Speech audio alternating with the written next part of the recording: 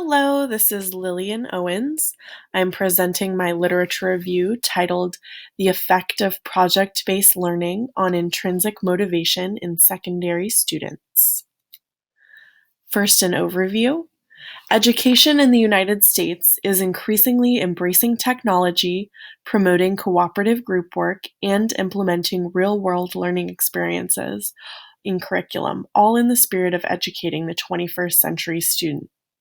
Secondary teachers, like myself, are seeking instructional strategies they believe will assist their students in college and the workplace.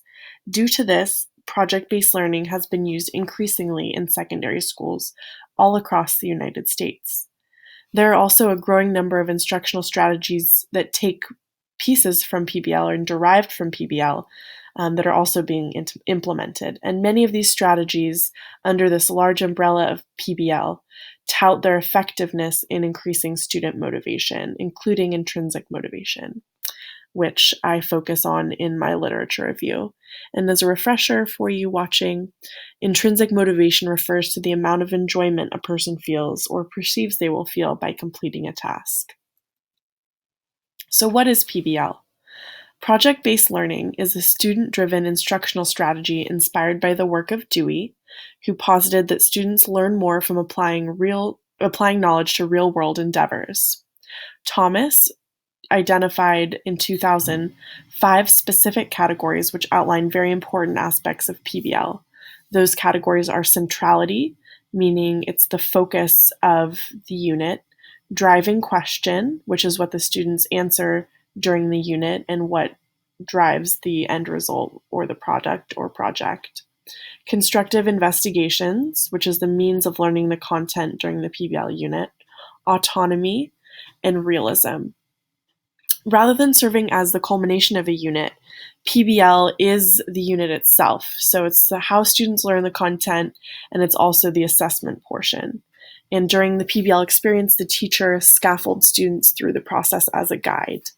And students may use many different texts, different means to complete the project, such as writing, multimedia, the arts, and also elements of community or political involvement, or several disciplines in tandem to develop that focus, answer that question, and produce a final product. A closer look at 2 studies. The first being teacher and student intrinsic motivation in project-based learning, which was a study conducted in Hong Kong in 2009. That study found that when teachers reported higher intrinsic motivation during PBL, students also reported higher intrinsic motivation. And the researchers found this was due to an increase in perceived instructional support. So students felt more supported in PBL, and PBL was identified as that mediating factor. Singapore students' and teachers' perceptions of computer-supported project work on classroom learning environments is the second study by Wong et al. In 2006, which focused on secondary students in Singapore. This study concluded that competence, choice, and relatedness are 3 factors which are key and specifically affect intrinsic motivation. So the students perceive confidence in the task, their ability to choose the task, and the task's relationship to real-world applications. All are very specific things that directly affect intrinsic motivation. Gaps in the literature. Comparing the results of each study was difficult because assessing motivation is undertaken using varying methods. Both of the studies that I previously mentioned used different scales of intrinsic motivation. Because they used different scales, finding commonalities was tough. The sample sizes were also small. It would be beneficial to do a larger scale study, and in addition, each study was completed involving math or science students.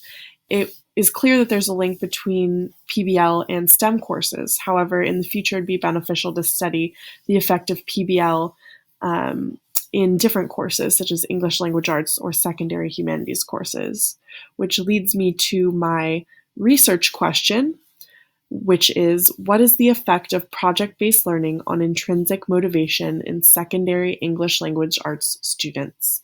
And I hope to undertake a study to answer this question in the future.